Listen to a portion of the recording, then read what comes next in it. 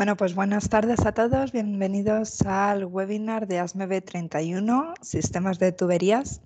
Durante este webinar se tratarán algunos aspectos fundamentales que permiten desarrollar de manera adecuada y segura la configuración de los sistemas de tuberías. Y dentro de estos aspectos se mencionarán los códigos, los tipos de códigos, las variables, los fundamentales, iniciales para el desarrollo de un sistema de tuberías, qué es un sistema de tuberías, cuál es la importancia de la mecánica de fluidos, los procesos de fabricación, las variables involucradas en la determinación de espesor por presión y la importancia de leer 2 capítulos antes de ejecutar el desarrollo de un diseño. Para este webinar contamos con la presencia de Ricardo Freitas. Hola Ricardo, buenas tardes. No se te está oyendo, Ricardo, creo que tienes el micrófono apagado. Buenas tardes, Carlota. Buenas tardes, tengan todos. Bueno, pues Ricardo tiene más de 30 años de experiencia en proyectos multidisciplinarios de ingeniería y construcciones en los sectores de oil and gas, energía y de procesos industriales en general. Cuenta con una extensa experiencia en diseño de sistemas de tuberías y equipos en las distintas etapas de proyectos EPC, ofertas, ingeniería básica y de detalle, fabricación e inspección. Ricardo es instructor autorizado a ASME y ha impartido distintos cursos de formación, así como seminarios. Con lo cual, Ricardo, aquí estamos para ver este webinar contigo y que nos hables de todo lo relativo a este diseño de tuberías. Vale, muy buenas tardes nuevamente a todos. Gracias, Carlota. En principio vamos a abarcar 8 preguntas, tratar de darle respuesta a 8 preguntas principales relacionadas al tema de tuberías, el sistema de tuberías propiamente. En esta primera lámina que estamos viendo en pantalla hay una pregunta de carácter general, digamos indicado a la parte técnica, y es la siguiente: ¿qué es un código o una normativa desde el punto de vista técnico?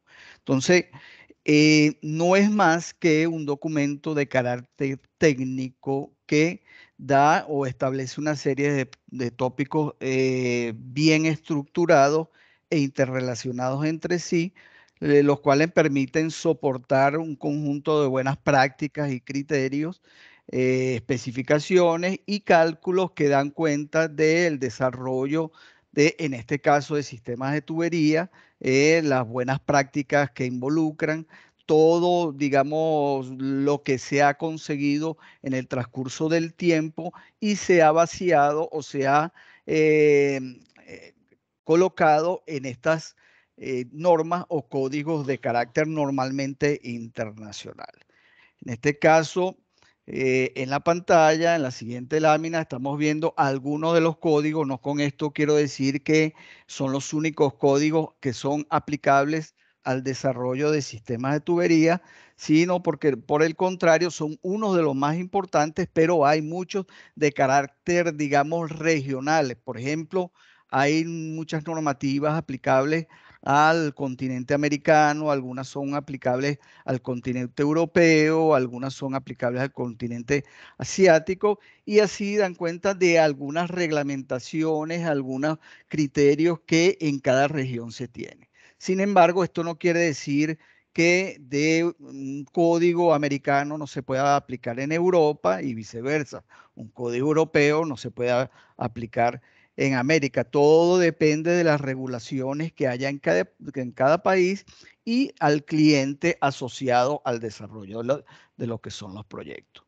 En este caso, en esta lámina estamos viendo ASME, de American Society of Mechanical Engineers, la parte de ASTM, hay muchas otras, que es relativo a materiales, la parte de AWS, que es relativo a soldadura, y al Instituto de Petróleo, como es API. Como les mencioné, hay muchas normativas de carácter regional. Cuando estoy hablando de carácter regional, no me estoy especificando a un país en particular, sino más bien asociados por continentes o agrupados por continentes. Todas las que le estoy mencionando en esta lámina están desarrolladas básicamente en Norteamérica. Algunas son asociaciones norteamericanas, pero que se han extendido a través del tiempo y del buen uso a otros continentes. Entonces, la primera pregunta es, ¿qué es un código? Entonces, es un conjunto de reglas que establecen en cada documento de este tipo para poder ejecutar un desarrollo de arreglos y sistemas de tuberías adecuadamente. ¿Cuáles son los principales tipos de código? Aquí quiero hacer un paréntesis y decir que cuando estamos hablando de tipos de códigos en esta pregunta se refiere al alcance, a la índole que tiene cada uno de esos códigos de carácter regional. En este caso, normalmente los códigos están divididos por lo que son de carácter general, como por ejemplo B31.1, B31.3, que es uno de los códigos más usados a través de los 5 continentes. Este da cuenta de los sistemas de proceso y en él se establecen una serie de reglas, como mencionamos en las primeras láminas, de reglas de carácter de poder desarrollar un diseño adecuadamente enmarcado a lo que son los parámetros de seguridad. Hay otros códigos que dan la parte geométrica o establecen las reglas por las cuales se van a definir la parte dimensional de los elementos que van a constituir un sistema de tubería. Entonces, tenemos 3 grandes divisiones, yo lo enmarcaría en 3 grandes divisiones y una cuarta que engloba otros aspectos, pero lo más importante es las que son de carácter general, que enfocan todo el esfuerzo para poder llevar a cabo una serie de etapas bien estructuradas a través de unas reglas y a través de unos cálculos para poder establecer un diseño seguro de cualquier instalación. Cuando estamos hablando de una instalación, podemos estar hablando de una instalación de una refinería, de una planta de generación de potencia, una planta de generación de energía a través de procesos nucleares. Entonces, cada uno de esos hay sus códigos particulares que regulan el desarrollo y dan las características que deben tener esas instalaciones para que tengamos un diseño seguro y confiable. Las otras, como le mencioné, son los referidos a la parte de regulación de dimensiones y tolerancias de los elementos que constituyen los sistemas y también la parte de los materiales. Cada una están separadas, aunque las de carácter general pueden hacer mención a referencias de materiales, no imposiciones, sino dan algunos criterios para poder ejecutar o seleccionar algunos tipos de materiales. Entonces tenemos 3 grandes divisiones. Las de carácter general, que dan cuenta del diseño que queremos hacer y las reglas principales por las cuales debemos regir un nuevo diseño para poder enmarcar todo esto en la parte de la seguridad. La referida a los materiales y la referida a, digamos, los criterios que van a regir el dimensionamiento de todas esas piezas. Es lo mismo una brida, un flange elaborado en Estados Unidos que un flange elaborado en Europa. Por ejemplo, un ANSI B16.5, 150 libras. Las dimensiones tienen que, si compramos una brida, un flange en Estados Unidos y lo acoplamos a una brida con esas mismas características y desarrollada a través de esa misma norma, deben acoplar perfectamente sin ningún problema. Es por eso que es importante seguir las indicaciones de cada una de estas normativas y no mezclar normas que al final del proyecto pudieran dar problemas de compatibilidad.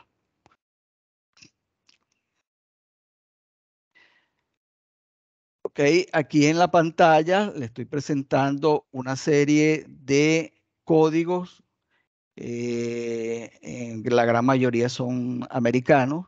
Aquí tenemos normativas de carácter general. Un segundito para encender el enlace. Estas son normativas de carácter general, por ejemplo, B31.1, que da cuenta de lo que son plantas de generación para la distribución y desarrollo de energía eléctrica. Disculpen, la parte de P31.3 que da cuenta de lo que son los procesos en general de plantas industriales, una refinería, una planta de mejoramiento de crudo, entre otras. La B31.4 da cuenta de transportes de crudo, hidrocarburos, de fuera de plantas, su ámbito es fuera de plantas. La 31.8, la parte de gas, y así sucesivamente. Hay una serie de códigos que su carácter está enmarcado en un objetivo principal. Por ejemplo, las que le acabo de mencionar son de carácter general para poder desarrollar los arreglos para las instalaciones específicas. Por otro lado, tenemos la de carácter dimensionales, la gran mayoría de carácter dimensionales, y algunos también hacen referencia a algunos materiales. Las netamente que establecen, digamos, las propiedades físico-químicas que deben tener cada uno de estos materiales, como por ejemplo ASTM, A53, A105, A106, A234. Cada uno de estos códigos marcados en cada letra y cada número asociado tiene unas características, primero químicas, de composición química de los materiales, y luego las características mecánicas que pueden prestar cada uno de ellos. Por otro lado, tenemos las especificaciones de API, especificaciones de soldadura, especificaciones donde hay una asociación, digamos, de fabricantes específicos de elementos que se reúnen y consolidan algunas reglas adicionales a las que gobiernan por encima. Hay jerarquías también de lo que son normativas para poder hacer un buen desarrollo en lo que respecta a los sistemas de tubería. La tercera pregunta que tenemos por aquí es: ¿qué variables iniciales dan paso a la configuración de un sistema de tubería? Como podemos entender, un sistema de tubería está compuesto por una serie de elementos, y esta serie de elementos tienen que estar configurados desde el inicio con unas variables que deben escogerse adecuadamente desde el principio del proyecto. Y eso es a lo que hace referencia esta pregunta: ¿qué variables iniciales o parámetros, si queremos llamarlo así, dan paso a la configuración de un sistema de tubería?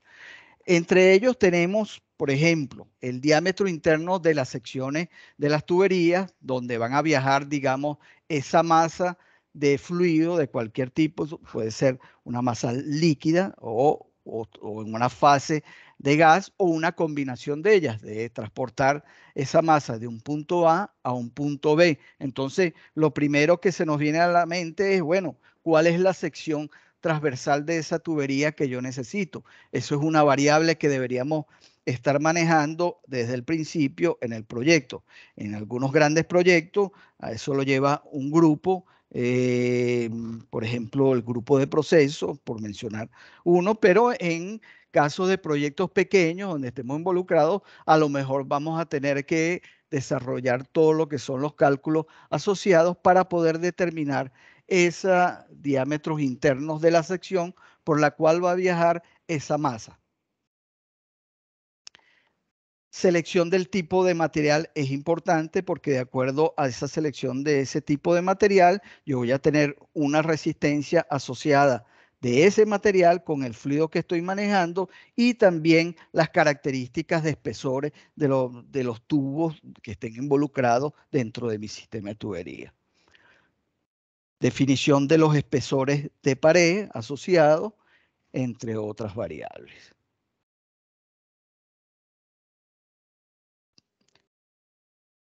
Ahora bien, ¿qué es un sistema de tubería? Básicamente, un sistema de tubería no es más que un arreglo de un conjunto de elementos que acoplados adecuadamente me van a servir para transmitir o encaminar un fluido de un punto A un punto B o de un punto A, B, C, D, tantos ramales como haga falta. En este caso, en esta lámina estamos presentando varios de los elementos o los elementos más importantes, los cuales constituyen un sistema de tubería. Por ejemplo, el tubo propiamente dicho, la sección circular, tubo largo que puede ser de 6 metros, de 12 metros, dependiendo cómo estemos trabajando para nuestro proyecto.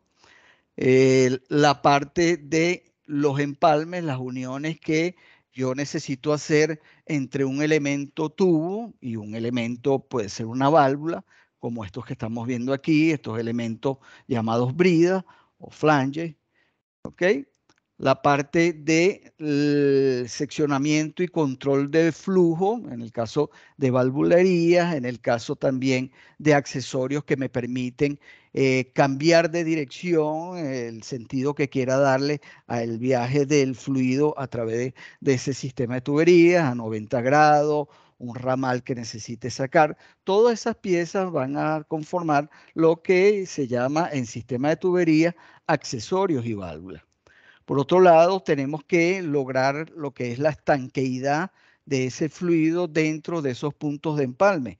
Y en algunos casos tenemos que usar tipos de juntas como las que estoy señalando en este momento. Hay una gran variedad de tipos de juntas dependiendo de muchas características de la presión, dependiendo del tipo de bridas que estén involucradas en mi sistema de tubería y los empalmes que necesite hacer a través de los elementos, en este caso de los flanges, necesito acoplar y hacer la estanqueidad a través de lo que se llaman espárragos y tornillos que unen esas piezas, no solamente flanges contra flanges o brida contra brida como las que estoy viendo en este momento, sino que esta brida yo la pudiera estar acoplando a una válvula como tal. Entonces, todo esto va a generar lo que es el sistema de tubería, que no es más que todo este conjunto correctamente acoplado para llevar una masa, un líquido, un gas de un punto a otro y que hay relaciones a través de los equipos asociados a un proceso determinado. Entonces, un sistema de tubería no es más que un conjunto de elementos, un mecano, como quieran llamarlo, un Lego, acoplado correctamente para cumplir una función. ¿Cuál es la función? Transmitir o llevar una masa de un punto a otro o dividir o bifurcar varias masas en puntos determinados para lograr que un objetivo de un proceso determinado en una planta. La quinta pregunta que tenemos aquí es, ¿cuál es la importancia de la mecánica de fluidos en los sistemas de tubería?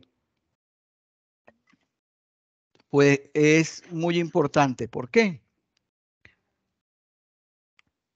Porque a través de ello podemos determinar la variable que mencionamos en las primeras láminas. ¿Cuál es? La variable velocidad y la variable presión. A través de la mecánica de fluido podemos determinar esas dos variables que van a ser fundamentales para poder determinar nuestro sistema de tubería y poder seleccionar correctamente cuál va a ser la sección de esa tubería o sistemas o elementos que constituya el sistema de tubería correctamente. Por ejemplo, de mecánica de fluidos tendríamos que tener algunos conocimientos fundamentales, los cuales son, lo primero, saber en qué régimen estamos trabajando.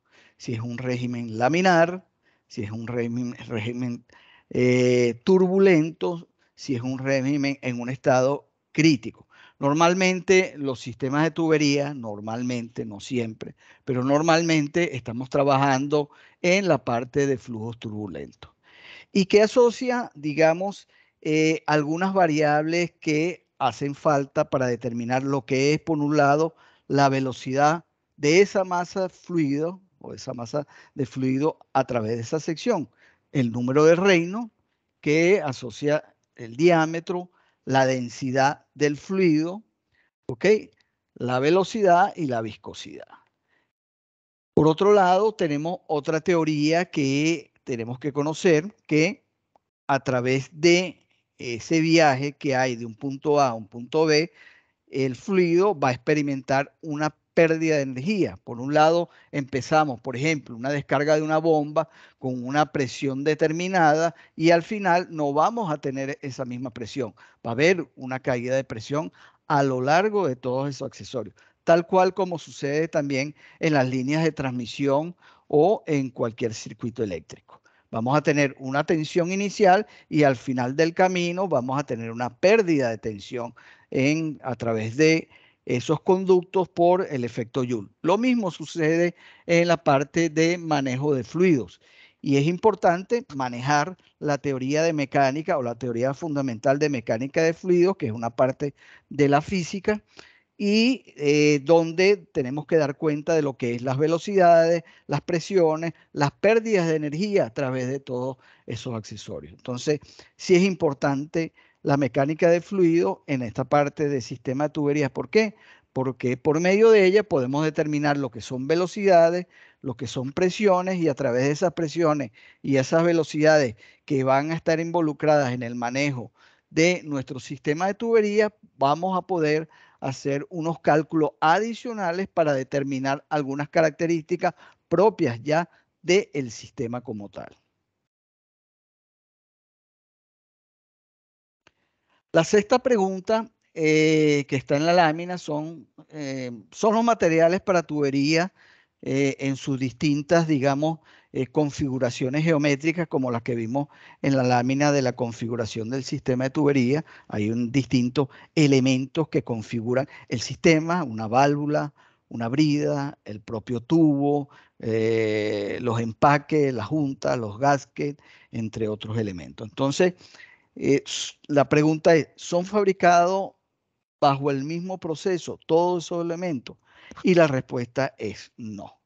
Cada elemento involucrado en el sistema de tubería tiene unas características particulares de fabricación, y estos van a determinar si podemos usar un elemento determinado con unas características determinadas a través de un material determinado en nuestro sistema de tubería. Por lo tanto, por ejemplo, hay vamos a mencionar varios procesos de fabricación en los cuales están involucrados elementos que conforman el sistema de tubería. En este caso, uno de los procesos de fabricación de metales más antiguos es la forja, por el cual se hacían espadas en la antigüedad, y hoy en día todavía hay algunos artesanos que lo siguen usando. Simplemente en este caso son forjas en caliente, aunque hay otros tipos de forjas en frío, no necesariamente en caliente. Pero aquí se está ilustrando el proceso de forja convencional de la antigüedad en esta primera fotografía, y en la segunda tenemos una prensa hidráulica de alto tonelaje donde tenemos un elemento caliente al cual se le va a inducir un golpe o varios golpes que hacen que deforme plásticamente un elemento bajo unas características de temperatura específica. Eso es lo que se llama en este caso forja, y se utiliza mucho en la fabricación de la gran mayoría de las bridas. Podemos tener bridas mecanizadas también a través de un elemento cilíndrico, pero la gran mayoría de los procesos de fabricación siguen este proceso de forja, ya que es un proceso que nos permite rápidamente obtener grandes cantidades de esos elementos. Por otro lado, lo que son chapas usadas para equipos, chapas o láminas para ser usadas en soportes de tubería, en las propias tuberías, tal como se está presentando en esta lámina, es el proceso de laminación. El proceso de laminación, tal como estamos viendo en la pantalla, no es más que a través de un planchón de grandes dimensiones, muy grueso en dimensiones, se va pasando a través de una serie de rodillos para obtener unas láminas adecuadas, calibradas, bajo una cierta tolerancia y dimensiones para poder ser usadas a posteriori en lo que son fabricación de equipos, en lo que son fabricación de soporte y también en la parte de fabricación de tubería con costura. Podemos doblar, como estamos viendo acá, una lámina, como la que estoy señalando aquí arriba, la podemos doblar a través de un juego de rodillos y posteriormente someter esa lámina doblada en forma circular con una costura. Entonces de aquí sale lo que se llama tubería con costura a través de estos procesos de fabricación. En la próxima lámina tenemos un proceso que es para conseguir tubos sin costura, tubos que no tienen la soldadura que le estaba mencionando anteriormente. Se trata de configurar a través de un elemento cilíndrico macizo, tal como estamos viendo en este momento en la lámina, un mandril que empuja o deforma de forma permanentemente o plásticamente el material y va abriendo un agujero, una circunferencia interna por la cual al final va a transmitir, se va a transmitir la masa que queremos circular de un punto a otro y es lo que se conoce a través de este proceso, es lo que se conoce tubos sin costura. Por un lado tenemos tubos con costura, por otro lado tenemos tubos sin costura. Todo esto, procesos de fabricación, su dimensionamiento están regidos por lo que son códigos nacionales o códigos internacionales en su gran mayoría, que dan cuenta de las dimensiones finales bajo cierta tolerancia que deben tener esos elementos. En el caso de un tubo, si vamos a comprar un tubo, necesitamos que nos digan bajo qué norma está garantizado el proceso de fabricación desde el punto dimensional. Y desde el punto de vista de materiales también tenemos otro código que nos dice, por ejemplo, si vamos a comprar un tubo A106 grado B, las características de ese tubo que estamos comprando debe estar avalado por lo que dice la normativa relativo al material, características físico-químicas, las propiedades de ese material. Y eso es parte de la normativa de lo que estábamos hablando en las primeras láminas, los materiales. En el caso hay otro proceso de forja que se utiliza comúnmente para hacer lo que son los codos, bien sean codos radio largo, codos radio corto, codos de 90 grados, codos de 45 grados, codos de 180 grados, como también los hay. Entonces, todos estos elementos, la gran mayoría, se hacen a través de forja. ¿Por qué? Porque es un proceso rápido.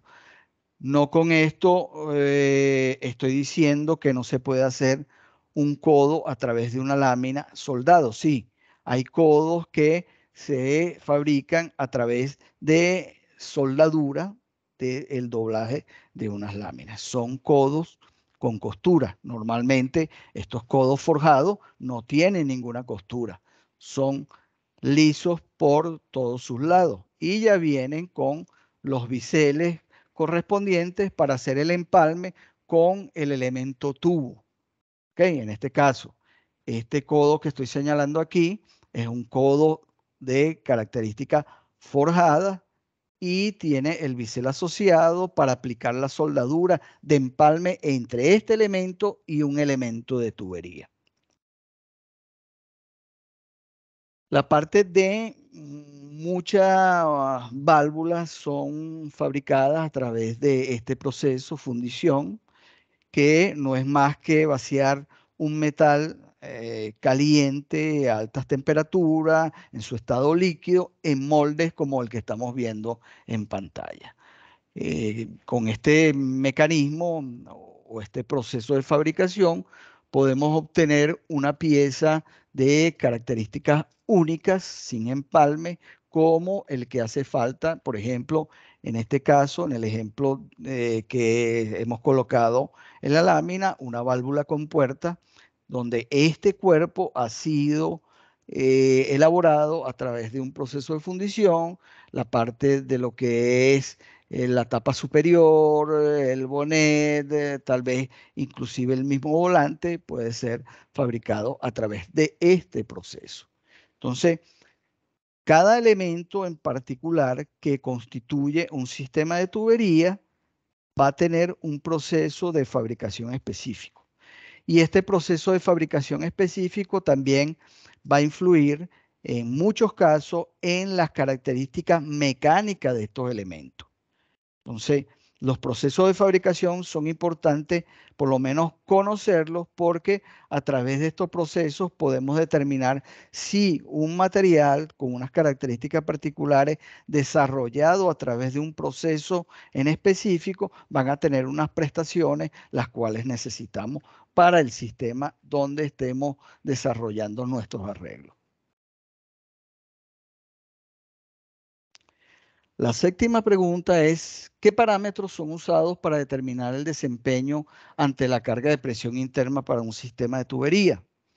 Ya vimos que la parte a través de la mecánica de fluidos podemos determinar velocidades, podemos determinar pérdidas de carga a través de elementos, pero eso está asociado a un diámetro interno y a unas características propias de ese diámetro interno como rugosidad de ese elemento donde va a conducir el fluido y también a las características propias del fluido, como la viscosidad que tiene ese fluido. No es lo mismo un fluido con crudo, un petróleo de grado API 16 con un grado API 8, un grado API 10.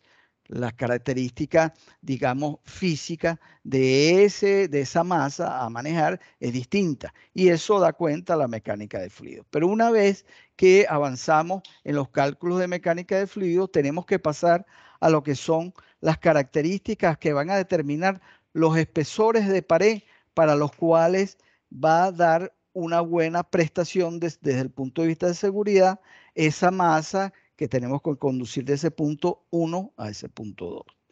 En este caso, las variables o los parámetros que rigen esta parte en cuanto al espesor de pared, porque allá en mecánica de fluidos lo único que pudimos determinar es la sección transversal interna de la sección que va a conducir esa masa. Y en este caso estamos determinando simplemente a través de unas características de presión que va a tener que tener el sistema porque, por ejemplo, yo voy a manejar 18 kilogramos centímetro cuadrados en el punto A, pero al final voy a tener 12 kilogramos centímetros cuadrados. Y vamos a tener algunas características de operaciones excepcionales o de máxima operación para los cuales vamos a tener que seleccionar una presión máxima y de acuerdo a esa presión máxima y algunas características propiamente de la fabricación, que ya lo voy a mencionar, vamos a obtener un espesor mínimo necesario y ese espesor mínimo necesario lo vamos a tener que asociar finalmente a un espesor comercialmente disponible que podemos mandar a hacer o a procesar una tubería con un espesor especial, sí lo podemos hacer, pero va a salir mucho más costoso que una tubería que ya está en el mercado con unas características que posiblemente ya estén en stock a través de algunos proveedores, es mucho más económico. Entonces, tenemos el diámetro interno que lo obtuvimos de lo que es la parte de mecánica del fluido. La carga primaria, en este caso, lo que es la presión interna que está involucrada en los cálculos. En este caso, estoy presentando la ecuación de B31.3. Cada código particular que se esté manejando o que se exija en un proyecto determinado va a tener sus variables y va a tener sus diferentes formas de llamar esas variables. A lo mejor aquí estamos llamando P mayúscula presión, En este caso, a lo mejor en otro código la P es otro valor o otra característica. La máxima temperatura de operación, ¿por qué? Porque la máxima temperatura de operación me va a decir, de acuerdo al material que estemos seleccionando, las prestaciones que me puede dar máximo desde el punto de vista de características mecánicas o propiedades mecánicas de esa carga que le voy a imponer presión interna y una temperatura específica para ese material.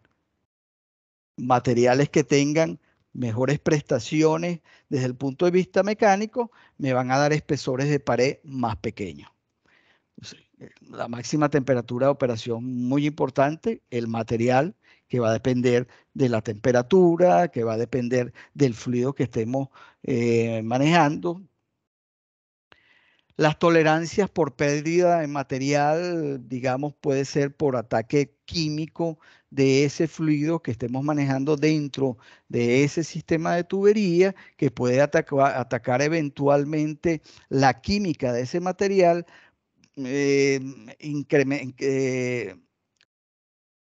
debilitando lo que es el espesor de pared por ese ataque. A lo mejor podemos estar haciendo un análisis a 20 años, a 30 años de ese sistema de tubería, donde el ataque químico, bueno, decimos, sí, en tantos años se va a corroer o va a ser un ataque químico de tanto y voy a perder tanto de material en ese espesor de pared. ¿Y eso qué me va a impactar? Sí, me va a impactar a las prestaciones que yo necesito tener de ese sistema de tubería en cuanto a la presión que voy a someter. Entonces, a lo mejor hay un ataque químico y yo puedo darle un sobreespesor a ese material. No solo ataque desde el punto de vista químico, también hay ataques desde el punto de vista físico, que en este caso es erosión, que tiene que ver con velocidad del fluido, que tiene que ver con la cantidad de partículas suspendidas dentro de esa masa de fluido que esté transportando de un punto a otro. Por otro lado, tenemos lo que son las tolerancias de fabricación. Es bien sabido que todo proceso de fabricación tienes unas tolerancias a más o unas tolerancias a menos. No todas las piezas salen de igual tamaño. Es por eso que las normativas que rigen el dimensionamiento de los distintos elementos que constituyen este sistema de tubería me tienen que decir cuál es la tolerancia por arriba que va a tener esa dimensión, cuál es la tolerancia por abajo que va a tener esa dimensión. Y eso se toma en consideración en lo que es la determinación del espesor final de tubería. Todas estas variables se colocan a través de algunas ecuaciones o de ecuaciones que estipulan o determinan dentro o están dentro de lo que son estas normativas de carácter general, como 31.1, 31.3, 31.4, 31.8, se conjugan en una única ecuación para poder determinar el espesor de pared. Mecánica de fluidos, determinamos la sección interna del tubo y las presiones que van a estar involucradas en nuestro sistema. Y una vez que pasamos esa etapa, tenemos ahora la responsabilidad de calcular lo que es el espesor de pared para que cumpla con las presiones a las cuales va a estar sometido ese sistema. La octava pregunta es, ¿qué partes de un código para diseño son importantes revisar antes de iniciar el desarrollo de cualquier sistema de tubería?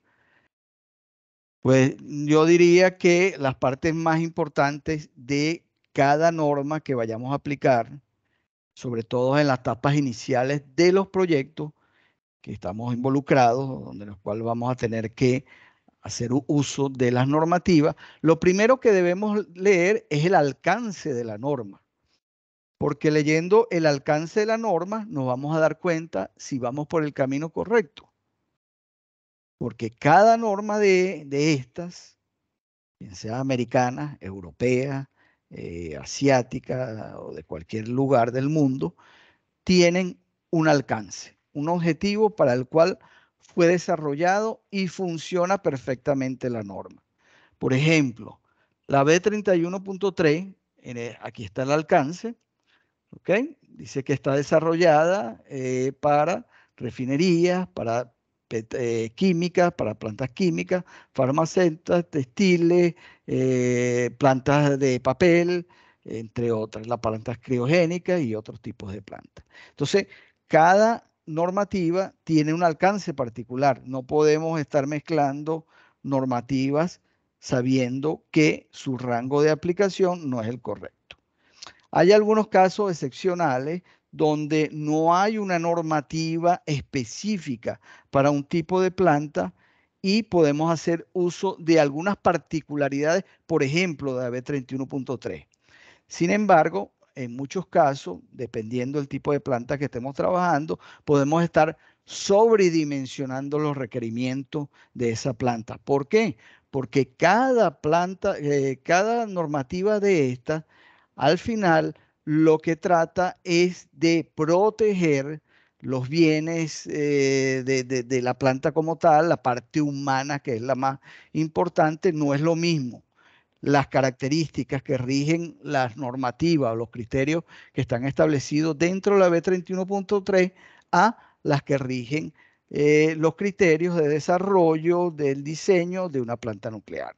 Por supuesto, es más restrictivo lo que indican las plantas nucleares que lo que pueda indicar un B31.3 o un B31.1. ¿Por qué? Porque un evento no deseado en una planta nuclear puede ser catastrófico y no catastrófico en un momento. No hablo de una explosión, a lo mejor ocurre la explosión y fallece mucha gente en ese momento, pero eso va a perdurar a lo largo del tiempo. Por lo tanto, la parte restrictiva del diseño en una parte de una planta nuclear va a ser mayor que todas las que hemos visto en las primeras láminas, B31.1, 31.3, 31.4, 31.8. Por otra parte, otro capítulo o parte o párrafo, como quieran llamarlo, o subcapítulo, son las exclusiones o las limitaciones que puede tener el uso. A lo mejor efectivamente estamos ante la necesidad de diseñar a través del B31.3, pero hay algunas exclusiones en cuanto, por ejemplo, las que estamos mostrando aquí en pantalla.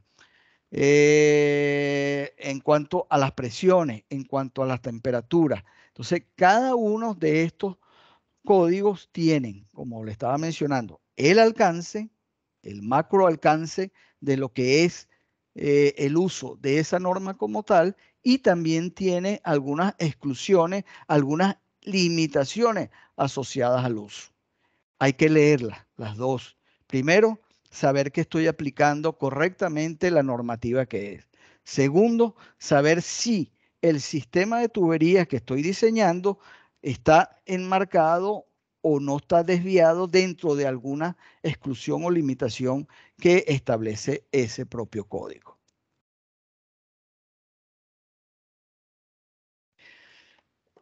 Bueno, hasta acá hemos dado respuesta a las 8 preguntas que se hicieron en este webinar. Adelante, Carlota, si hay alguna pregunta asociada. Pues sí, mira, tú has respondido a 8 preguntas. Yo te voy a hacer la novena, que viene de la mano de Anabel. Anabel nos ha preguntado a través del chat que, bueno, primero, buenas tardes, y que cuando hablamos de radios en frío y radios en caliente, ¿se refiere a distintos procesos de fabricación para los codos? Disculpa, Carlota. Dice, ¿Radios? cuando hablamos de radios en frío y radios en caliente, ¿se refiere a distintos procesos de fabricación para los codos? Y pregunta, en tal caso, ¿cuáles serían? Bueno, hay que ver el contexto. Sí, puede ser asociado, hay que ver el contexto, si puede aclarar un poquito más la pregunta. ¿El nombre me dijiste, Carlota? Anabel. Anabel.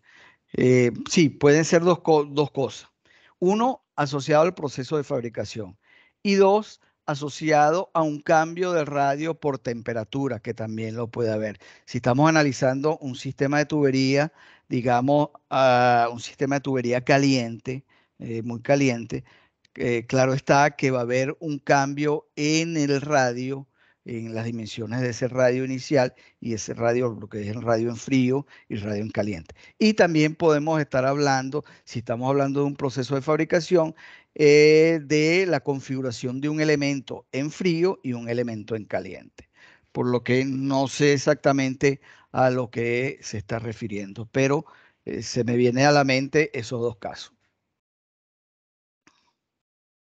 Perfecto. Bueno, pues nos pregunta Freddy, ¿cómo interviene la tolerancia de fabricación en el cálculo de espesor por presión interna en B31.3?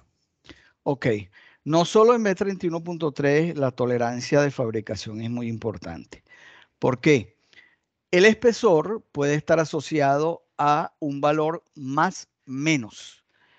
Primero nosotros tenemos que hacer un cálculo asociado de acuerdo a cada norma, dependiendo de las características al cual va a estar sometido nuestro sistema de tubería. Llámese presión, llámese temperatura, dependiendo del material, llámese la parte geométrica, los diámetros asociados, y finalmente eso va a dar unos requerimientos de espesor.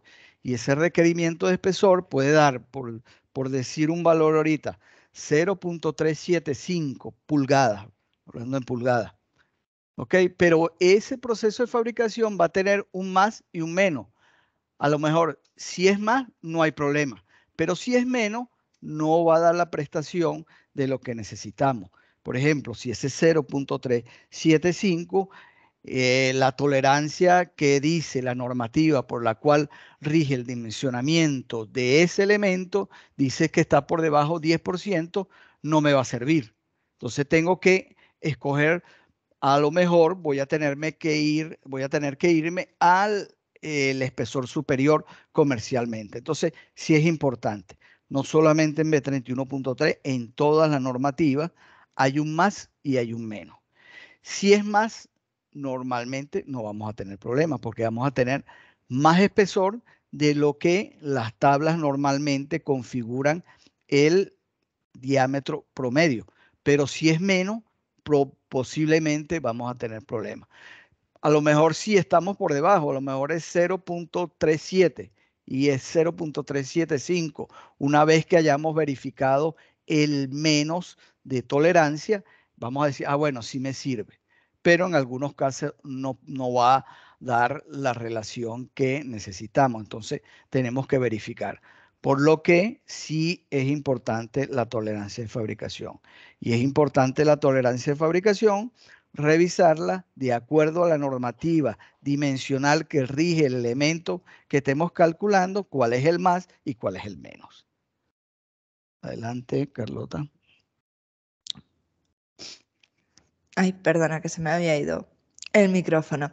A ver, pues de momento por el chat no tenemos más preguntas. Les recuerdo a todas las personas que están asistiendo a este webinar que nos pueden mandar las preguntas a través del chat o levantando la mano para hablar directamente con Ricardo, que como veis es encantador, no se come a nadie, sino ya a mí me hubiera dicho cualquier cosa, pero no. Entonces yo sí tengo una pregunta, Ricardo, a ver si me la puedes resolver. Está relacionada con el código que acabas de comentar, B313. ¿Se puede evaluar a través de ASME B313 un sistema de tuberías que ya tiene algunos años funcionando o es mejor utilizar algún otro código? Vale, buena pregunta.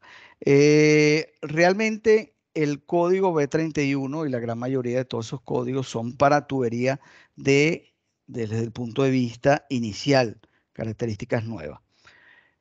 Hay códigos que dan cuenta de lo que es Fitness for Service. ¿Ok? En este caso, si mal no recuerdo, 579 es uno de ellos.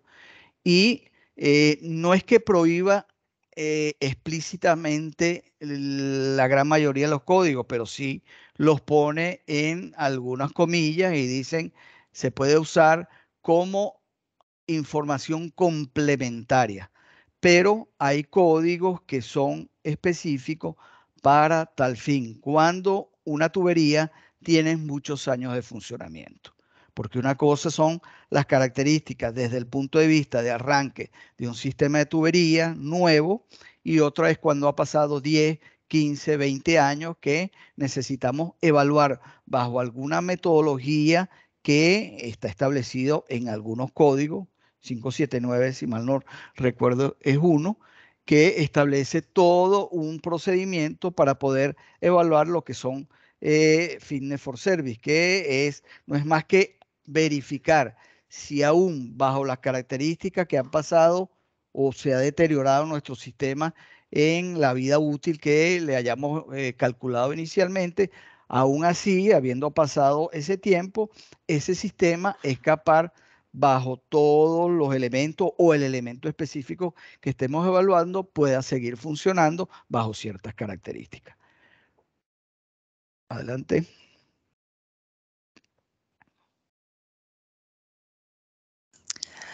Pues mira, nos pregunta Ventura, dice, actualmente me encuentro trabajando en un proyecto para Early Production Facilities y generalmente manejamos conexiones para alta presión roscada. Para realizar un diseño con esas características de material, ¿me tengo que guiar con la B313?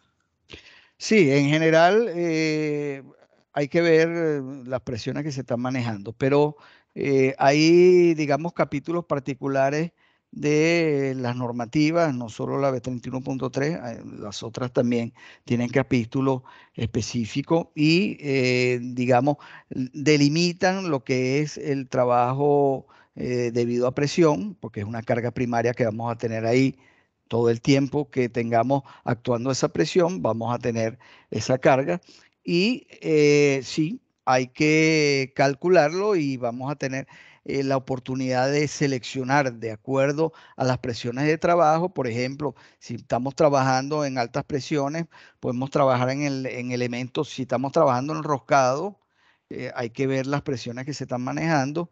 Hay elementos de 3.000 libras que aguantan una presión de trabajo considerable. Hay elementos de 6.000 libras que aguantan una presión mucho mayor que la primera que le mencioné de 3.000.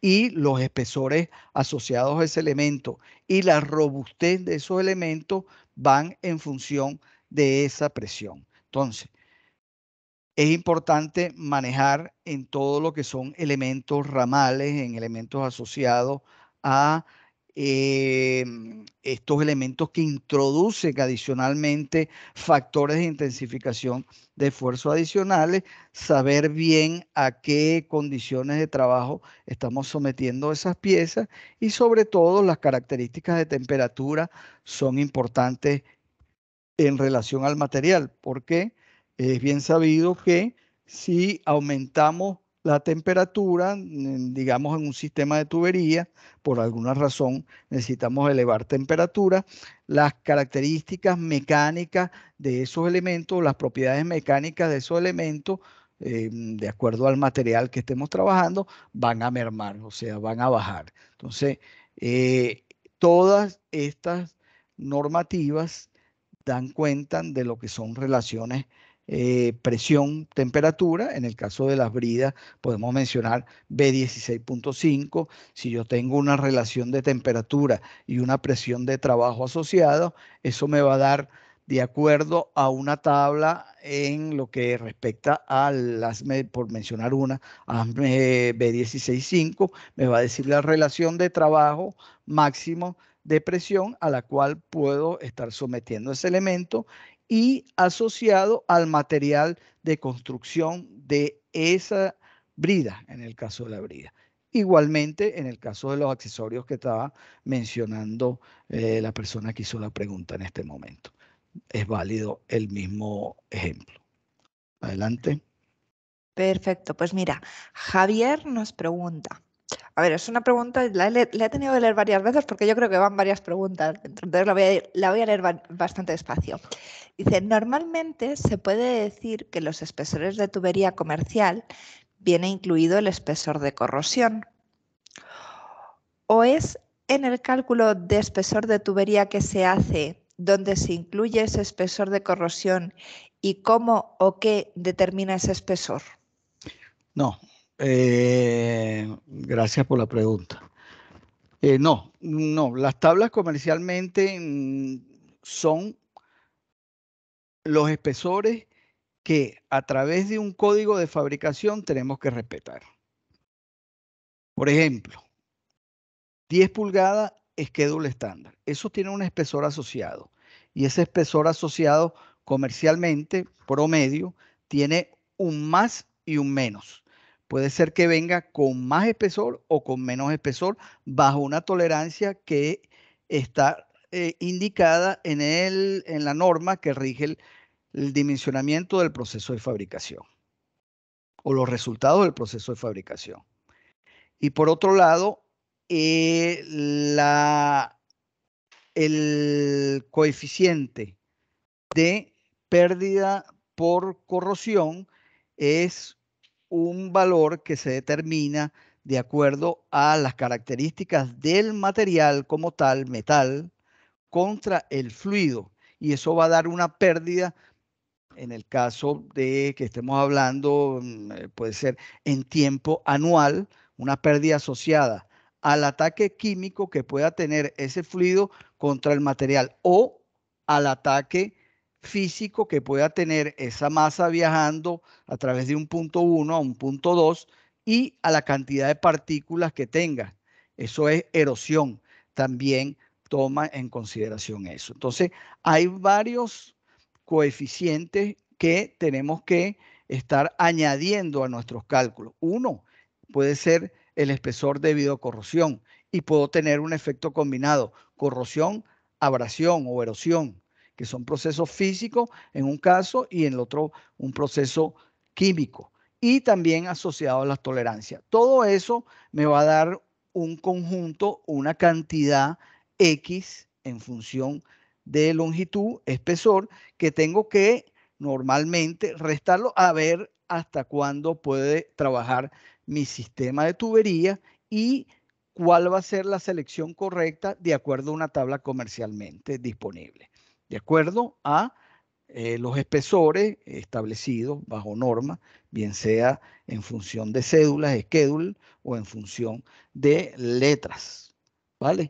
Entonces, no, una cosa es la parte comercial que establece, digamos, las características finales que va a tener el dimensionamiento que voy a tener de esa pieza particular en función de un código de fabricación de diseño.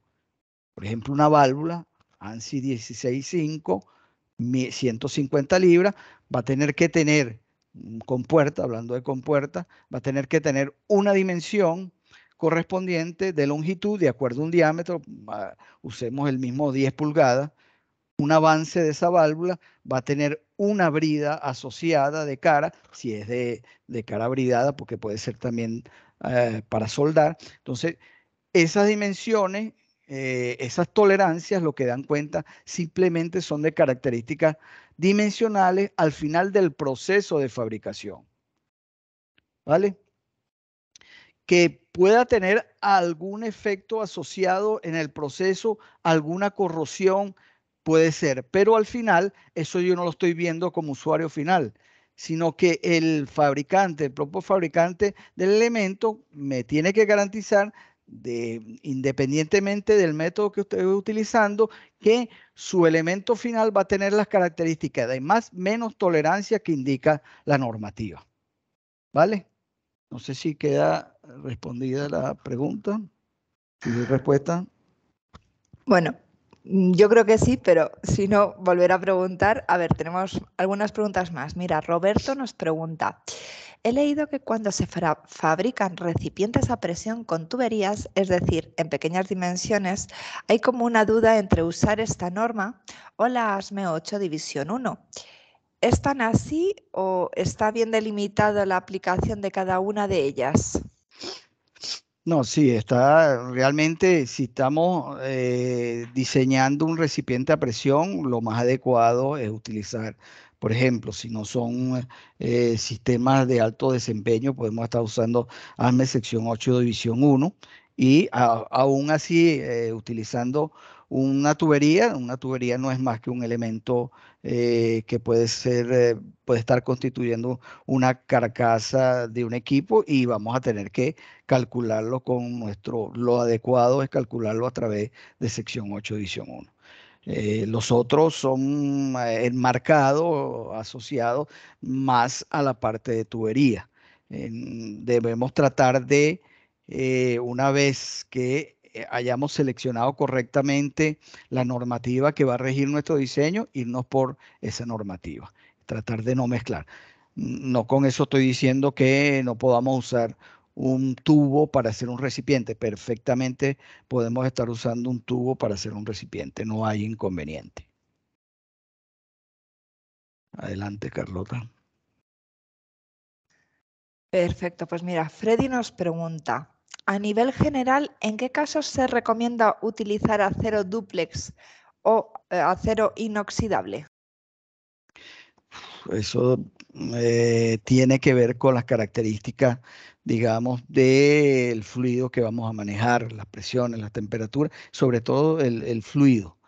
Las prestaciones que pueda dar un material dependen de dos variables, principio dos variables fundamentales. Una, el ataque químico que pueda tener ese fluido sobre el material que estoy usando. Y dos, también las temperaturas a las cuales nuestro sistema de tubería va a estar operando. Puedo tener a lo mejor temperaturas muy elevadas y voy a tener que escoger un material P22 o otro material de prestaciones mejores. A lo mejor desde el punto de vista de presión no es tan demandante, desde el punto de vista de cargas mecánicas no es tan demandante, pero desde el punto de vista de temperatura, la merma que puede tener en el tiempo por temperatura un material es considerable. Voy a poner un ejemplo, si estamos usando un sistema de tubería donde eventualmente puede estar sometido a creep, sabiendo que creep es una tensión, una carga constante en el tiempo sometida a una elevada temperatura, probablemente voy a tener que escoger un material de mejores prestaciones. Y eso es a lo que se refiere estos tipos de materiales especiales o materiales de características, de mejores características que un material estándar. Lo que sí debemos tener en cuenta es que todos estos materiales, a medida que las prestaciones desde el punto de vista mecánico son mejores, el costo también es mayor y tenemos que dar respuesta a si verdaderamente hace falta llevar un material de un punto a otro. Adelante. Perfecto, pues mira, Ventura nos pregunta otra vez, normativamente para las condiciones de operación y temperatura tendría que ser conexiones SW, pero por flexibilidad operativa el cliente pide que sean roscadas. ¿Económicamente son más caras? ¿Puedes leerme la pregunta nuevamente a ver si le entiendo bien lo que quiere? Sí, a ver, dice, normativamente para las condiciones de operación y temperatura tendría que ser conexiones SW, pero por flexibilidad operativa el cliente pide que sean roscadas. ¿Económicamente son más caras? Ok, ay, disculpe. Eh, Creo que me he salido de la presentación, no importa. Ok, ya entiendo la pregunta. Sí, asociado en unos casos tenemos socket well, es lo que estoy entendiendo, que exige la especificación, la normativa que estamos aplicando, y por otro lado tenemos la condición roscada. Bueno, en primer lugar, las condiciones, los accesorios roscados, si bien es cierto que tienen ciertas prestaciones ante lo que es la imposición de unas características de presión y temperatura, son desde el punto de vista de carga externa, podemos tener alguna fuga asociada porque, como sabemos, tenemos una unión que está hecha mecánicamente a través de unas roscas, ¿ok? De unos filos de rosca que unen esos elementos. Lo más recomendable si tenemos unas condiciones de alta presión, alta temperatura, que el fluido reviste cierta peligrosidad ante cualquier evento de fuga, lo mejor es usar SW, un socket well. Ahora bien, por condiciones operacionales habría que ver bajo el contexto que estamos. Por ejemplo, voy a poner un ejemplo de la industria alimenticia. En la industria alimenticia se usa mucho, o en la gran mayoría, donde hay productos de carácter alimenticio, se usan tuberías de tipo inoxidable, 316 normalmente de buenas características, o 316L, en algunos casos también 304, pero más 316. Las uniones por condiciones operacionales en algunos tipos de fluidos que se manejan ahí o de características, por ejemplo, aceites de alta densidad que se usan en alimentos, necesitan que los acoples sean normalmente desajustados, todos esos sistemas, pero tienen un sistema de clamp, de uniones que permiten hacerlo rápidamente.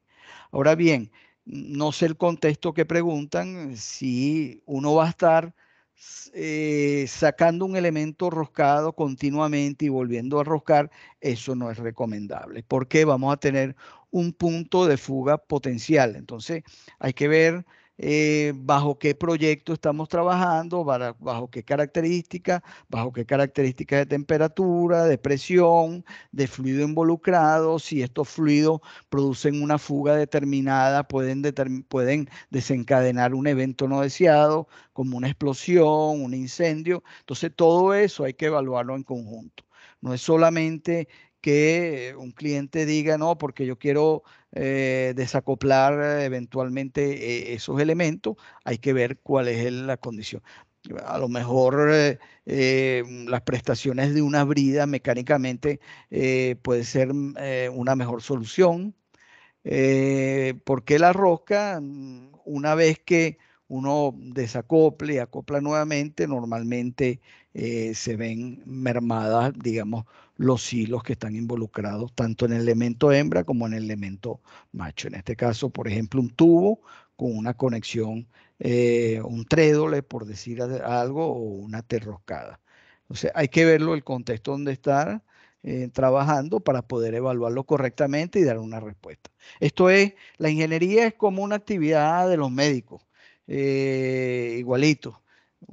Yo puedo decir, sí, tengo el colesterol alto, pero si no llevo al médico, digamos, la analítica desde el punto de vista sanguíneo, la persona simplemente por verme el rostro no puede decir si tengo el colesterol alto. Hay que evaluarlo en el contexto y tener algunos elementos, algunos variables, algunos parámetros que permitan determinar si estamos haciendo una selección correcta o pudiera generar un proceso de problema en una planta determinada.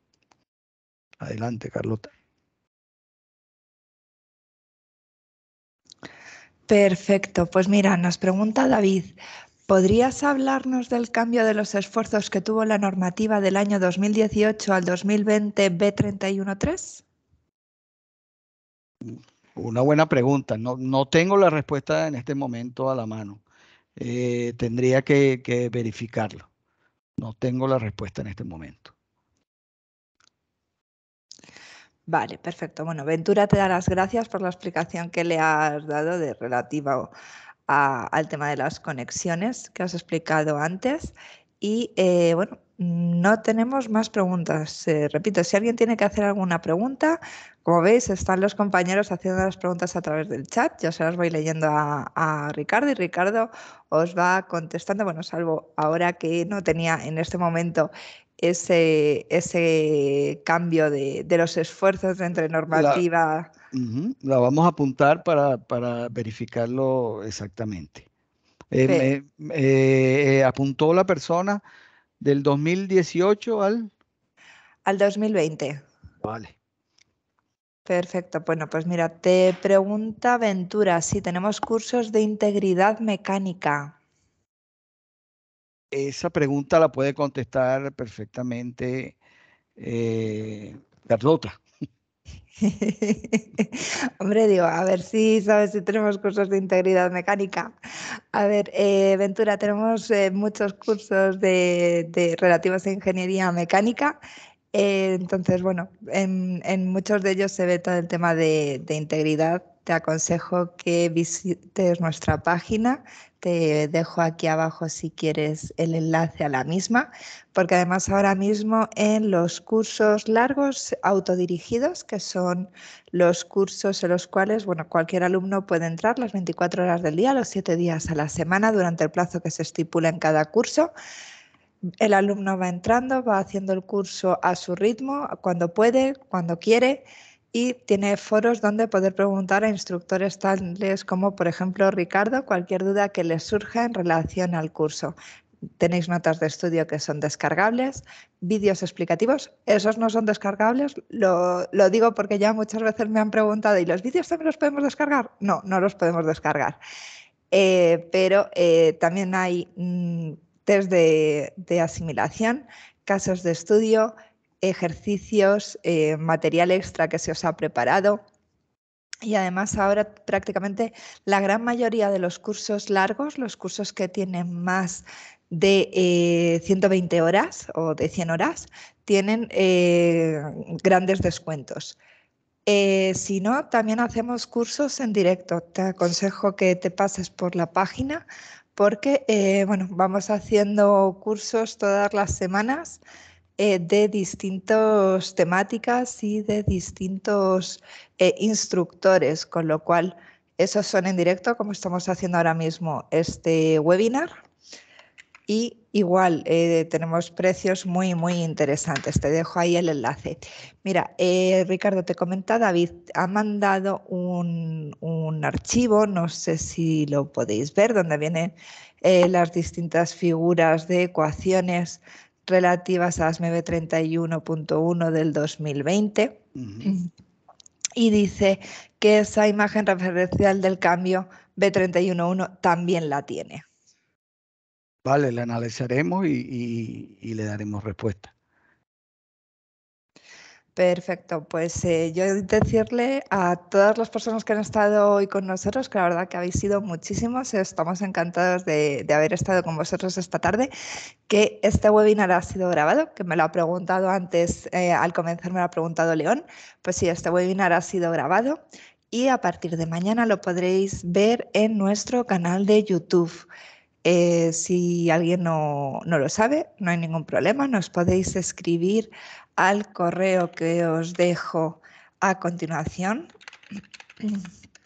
para que os enviemos el enlace. De todas formas, si nos seguís en redes sociales, ya sea LinkedIn o ya sea Facebook, ahí también vamos colgando pues, todos los webinars que hacemos, cursos que vamos a sacar, cursos que vamos a realizar, de ofertas, descuentos, promociones, cursos gratuitos que también tenemos. Por eso os recomiendo que os paséis por la página y le echéis un vistazo a todas las novedades que tenemos actualmente.